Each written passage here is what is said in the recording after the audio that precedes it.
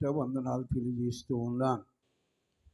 మరి ఈ స్థలములో దేవుని మహాకృపను బట్టి మీ అందరి యొక్క రక్షణ కొరకు, మీ కుటుంబాల యొక్క క్షేమము కొరకు, మీ అందరి జీవితాల్లో దేవుని ప్రేమ, దేవుని కార్యములు అనుభవించుట కొరకు దేవుడు ప్రత్యేకించి ఏర్పాటు చేసుకొని ఈ స్థలానికి తీసుకొచ్చినటువంటి అభిషక్తులు దేవుని దాసులు పాస్టర్ గారికి, వారి కుటుంబానికి కూడా వందనాలు తెలియజేస్తూ ఉన్నాను.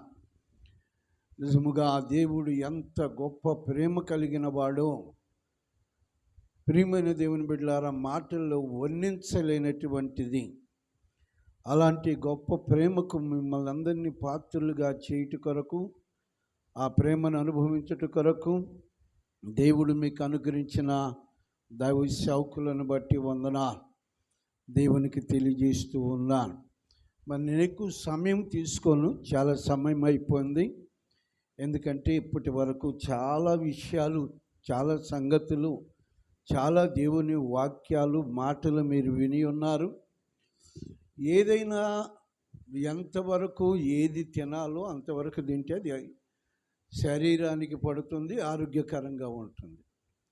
అధికంగా మించి తింటే అది దేనికి ఉపయోగకరంగా ఉండదు. అంతేనా? దేనికి ఉపయోగకరంగా ఉండదు. ఇప్పుడు నేను ఎన్ని చెప్పినా లాభం ఉండదు. మనసు ఒకవైపు చాలా టైం అయిపోతుందని, రెండోది శరీరం ఇంకొక వైపు కూర్చొని కూర్చొని కూర్చొని నడుముల నొప్పులు, కాళ్ళ నొప్పులు, ఇలాంటి సమస్యలు. మరి ప్రాముఖ్యమైనది ఏంటంటే చాలా సమయం అయింది కనుక ఆకలి ఎక్కువక్కుతూ ఉంటుంది. ఈ ఆకలిని బట్టి ఏది కూడా బుర్రలోనికి ప్రవేశించదు. కనుక నా సాక్ష్యం చెబుతాను. నా సాక్ష్యం అంటే, నా సాక్ష్యం కూడా చెప్పాలంటే చాలా ఉంటుంది. అయితే ఇప్పుడు పాట పాడినటువంటి అమ్మాయిని గురించి మీకు చెప్పాలని నేను ఆశపడుతున్నాను. ఇప్పుడు పాట పాడింది కదా, మీరందరూ చూశారు కదా, ఆ అమ్మాయిని గురించి చెప్పాలని నేను ఆశపడుతున్నాను. చాలా క్లుప్తంగానే చెప్తాను. మరి అందరూ కూడా జాగ్రత్తగా వినండి. మా బిడ్డ కొరకై ప్రార్థన చేయండి. దేవుడు నన్ను చాలా అద్భుతంగా లోకంలో నుండి, పాపంలో నుంచి రక్షించుకున్నాడు. నాకు భయంకరమైనటువంటి వ్యాధి సంభవించింది, పక్షవాతం అనేటటువంటిది. వివాహం కాకముందే ఆ వ్యాధి సంభవించింది. దానివల్ల నేను ఎంతో నష్టపోయాను. సంపాదించినంత కూడా ఖర్చు చేసుకున్నాను. చిన్న వయసులోనే ఆ వ్యాధి రావటం వలన మరి చాలా బాధలు అనుభవించాను. మరి వయసు పెరిగే కొంది అది పెరుగుతూ ఉంటుంది. ఇక తదుపరి నా పరిస్థితి అంతా కూడా మంచంలోనే. కనుక తిరిగి తల్లిదండ్రులు చిన్నప్పటి నుంచి నా కోసం ప్రయాసపడ్డాడు, చాలా చాకిరీ చేశారు. వయసు వచ్చిన తర్వాత కూడా మంచంలో పడి మరల వాళ్ళ చేత అట్లాంటి వెట్టి పనులు చేయించుకోవటం బాగుండిద్దా అన్న ఆలోచన కలిగి చనిపోవాలనుకున్నాను. చనిపోవటానికి కూడా మార్గాలు ఎత్తుక్కున్నాను. అయితే ప్రియమైన దేవుని బిడ్డలారా, ఎప్పుడైతే నేను చనిపోవాలనుకున్నానో దేవుడు ఎప్పుడు నాతో మాట్లాడాడు. నా కుమారుడా, నేను నిన్ను స్వస్థపరుస్తాను, నువ్వేం భయపడొద్దు అని అన్నప్పుడు, దేవుడు మాట ఇచ్చినవాడు మాట తప్పేవాడు కాడు. కనుక ఆయన ఇచ్చిన మాట ప్రకారం నన్ను బాగు చేశాడు, స్వస్థపరిచాడు. అయితే అప్పటికి నా వివాహం అయ్యేటప్పటికి ఇంకా చాలా వ్యాధితోనే ఉన్నాను. ఆ వ్యాధితో ఉన్నప్పటికీ నాకు వివాహం జరిగింది. వివాహానికి చాలామంది వచ్చారు కానీ పెళ్లి పందిరిలో ఎవరు లేరు. పెళ్లి పందిరిలో మిగిలింది ఐదుగురు. పెళ్లి చేసి ఆయన చేసుకుంటున్న నేను, ఆమె, మరలా నా ఫ్రెండ్స్ ఇద్దరు, అందరు వచ్చారు. అందరూ ఆ ఇళ్లల్లో చేరి ఏడుస్తున్నారు. శవానికి తాళిగట్టి, శవం చేత తాళిగట్టిస్తున్నారు అని. దేవుని మహాకృప, వాగ్దానం చేసిన దేవుడిని మనము స్వస్థపరిచాడు, ఆరోగ్యవంతుడిగా ఉంచాడు. 5 ఆడబిడ్డలను ఇచ్చాడు. ఎంతమంది? 5 ఆడబిడ్డలని. నీకెక్కడ బుద్ధి లేదండి? 5 కన్నావంటే మగపిల్లడి కోసం చూసుంటావు కదా. ఇప్పుడు పుడతాడు ఈ కాన్పులో పుడతాడనే కదా నువ్వు 5 కన్నది అని అంటున్నారా? అనుకునేవాళ్ళు చాలామంది ఉన్నారు. కానీ ఆడపిల్లలు పుడుతున్నారన్నటువంటి ఆలోచన నాకు లేదు. ఎందుకంటే నేను దేవుని పని చేస్తున్నాను, దేవుని యొక్క చిత్తాన్ని నేను గుర్తెరిగాను కనుక ఈ ఆలోచన లేదు. చాలామంది అన్నారు, ఈసారన్న మగపిల్లడు పుడతాడేమోలే అని ఆశతో ఎదురు చూస్తూ కంటున్నాడు. ఎంతమందిని చూసినా, ఎన్నిసార్లు చూసినా ఆడపిల్లలే. అయితే 4వ తన యాత్రను ముగించుకుంది, దేవుని యొద్దకు వెళ్ళిపోయింది. మరి ఇప్పుడున్నటువంటి ఆమె పాట పాడినటువంటి ఆమె 4 లెక్కలోకి వచ్చింది. 4 లెక్కలోకి వచ్చింది. ఆమె గురించి ప్రత్యేకంగా ఎందుకు చెబుతున్నాను అంటే, ప్రియ దేవుని బిడ్డలారా, ఆమె ఒక గొప్ప తీర్మానాన్ని చేసుకుంది, ఒక గొప్ప నిర్ణయాన్ని చేసుకుంది. ఏమిటి ఆ నిర్ణయం అంటే, మరి నశించిపోతున్నటువంటి ఆత్మలకు దేవుడంటే ఎరగనటువంటి భయంకరమైనటువంటి మనుషుల మధ్యకు వెళ్ళి సువార్తను అందించాలి, యేసు దేవుడని ప్రకటించాలి అన్నటువంటి తీర్మానం చేసుకుంది.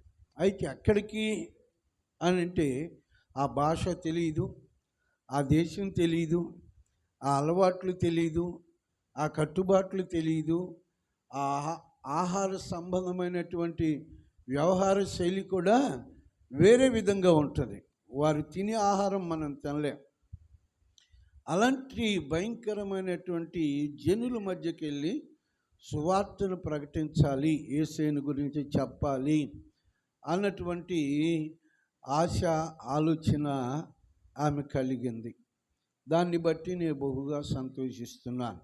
దానికంటే ముందుగా ఆమెను కనటానికి హాస్పిటల్ వెళ్ళాం, government hospital, Guntur government hospital.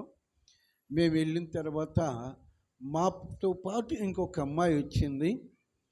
వారు గుంటూరు దగ్గర ఉన్నటువంటి పొన్నెకళ్ళు, కమ్మస్ వాళ్ళు, పొన్నెకళ్ళు. మా పాశ్రమ గారు కానిపోయేటప్పుడు ఎవ్వరు రారు, మా చుట్టాలు కానీ బంధువులు కానీ. ఎందుకంటే వీడు దరిద్రుడు, వెళ్ళినా ఉపయోగం లేదు, ఆడపిల్లలే అంటుంటాడు, ఏం చేద్దాం అని చెప్పేసి రారు. అయితే అనుకోకుండా ఆ రోజు మా పెదనాన్న కొడుకు కోళ్ళు వచ్చారు. ఒక డాక్టర్ గారు ఇంజక్షన్ రాయించారు నాకు. వెళ్ళి ఇంజక్షన్ తీసుకురాయ్యా మరి చెయ్యాలన్నప్పుడు ఇంజక్షన్ కోసం నేను కిందకి మెడికల్ షాప్ దగ్గరకు వచ్చాను. ఆ ఇంజక్షన్ తీసుకొని వెళ్ళేటప్పటికి మా అన్న అవుతాడు, ఆయన పరిగెత్తుకుంటూ వచ్చాడు, నువ్వు భలే అదృష్టవంతుడివిరా అన్నాడు. ఇక నాకు వెంటనే ఆలోచన వచ్చింది, అదృష్టవంతుడంటే ఎవరిని అంటారు? మగపిల్లడు పుట్టినోడినే కదా, మగపిల్లడు పుట్టాడన్నమాట అని చెప్పేసి, ఎరా అబ్బాయి అన్న. అబ్బాయి కదరా అమ్మాయి అన్నాడు.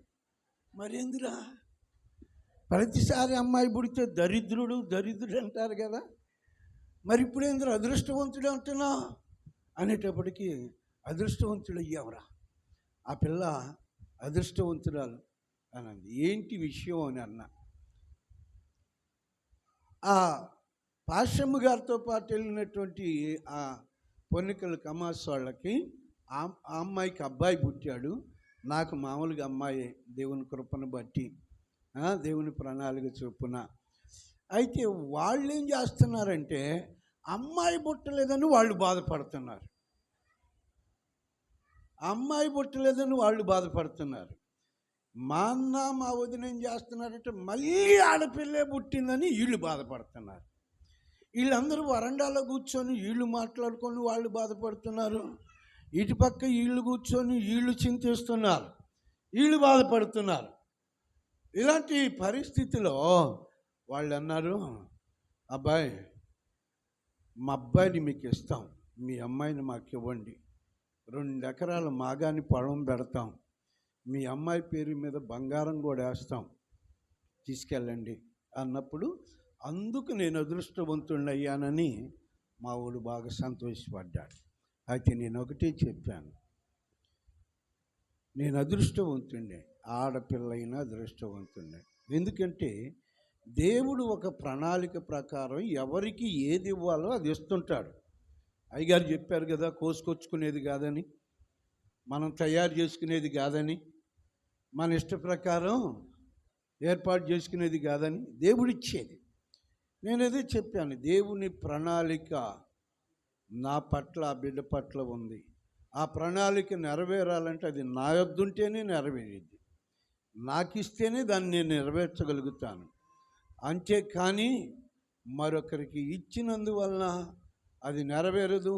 దానివలన వాళ్ళకి శాపం, నాకు శాపం, బిడ్డకు కూడా శాపం. కనుక దయచేసి నాకు ఆ ఆస్తులొద్దు, ఆ బంగారం వద్దు, ఆ పొలం వద్దు అనేటప్పటికి వాళ్ళు మాట్లాడకుండా సీరియస్గా వెళ్ళిపోయారు. ఎందుకనంటే దేవుని ప్రణాళిక.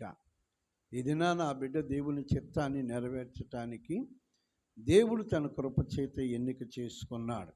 అదే వారికి ఇచ్చినట్లయితే ఏ బొట్లు, ఏ బోనాలు పెట్టుకుంటూ ఏ విగ్రహాల ముందు ఉండేది. కనుక ప్రియమైన దేవుని బిడ్డలారా, యవనస్తురాలు బిడ్డ మరి విదేశాలకు వెళ్తుంది. థాయిలాండ్ బౌద్ధ మతస్థులు అక్కడంతా కూడా, థాయిలాండ్ ఇక్కడ కాదు, బౌద్ధ మతస్థులు. వాళ్ళు బుద్ధుణ్ణి తప్ప వేరే దేవుణ్ణి ఆరాధించరు, ఒప్పుకోరు, వినరు, నమ్మరు. రెండవది తైవాన్, చైనా దేశం దగ్గర తైవాన్ అనబడినటువంటి ప్రాంతం, అది కూడా చాలా భయంకరమైనటువంటి ప్రాంతం. ఈ మధ్యకాలంలో విని ఉన్నాం, ఆ తైవాన్లో చర్చిలన్నీ కూలగొట్టేశారు. క్రైస్తవులను విశ్వసించిన వారిని అనేక మందిని హింసించారు, జైల్లో పెట్టారు, కాల్చి చంపేశారు, రకరకాలైనటువంటి బాధలు పెట్టారు. ఆ ప్రదేశాలకు వెళ్ళాలని ఆమె ఆశతో ఉంది. కనుక మీ అందరికీ ప్రేమతో తెలియచేసేది ఏంటంటే, ప్రార్థన చేయండి. మా దగ్గర డబ్బులేం లేవు విమానాల్లో ప్రయాణం చేయటానికి, కానీ దేవుడు కలిగించిన ఆలోచన బట్టి వెళ్ళాలంటుంది. దేవుడు తప్పనిసరిగా సహాయం చేయగలడని, దేవుని చిత్త ప్రకారం నడిపించగలడని విశ్వసిస్తున్నాము. కనుక అక్కడ ఉన్నటువంటి ప్రదేశాలకు ఆమె కంటే ముందుగా దేవుడు వెళ్ళి మరి దేవుడు తన కార్యాన్ని సఫలపరుచున్నట్లుగా మీ అందరి ప్రార్థనలో జ్ఞాపకం చేసుకోవాలని ఈ సమయాన్ని ముగించి దైవజనులకు అర్పిస్తాను. దేవునికి స్తోత్రం. పిల్లరా, అనుకోని రీతిగా ఆశ్చర్యంగా దేవుడు చేసే కార్యాలు అలాగుంటాయి. ఆడపిల్లలు పుట్టిన వాళ్ళు, ఆడపిల్లలు ఉంటున్న వాళ్ళు ఎంతో బాధపడతారు. ఈ బాధ, ఈ వేదన ఏందో మరి మనకు తెలియచేయటానికి దేవుడు తన యొక్క దాసులను మన మధ్యకి పంపించి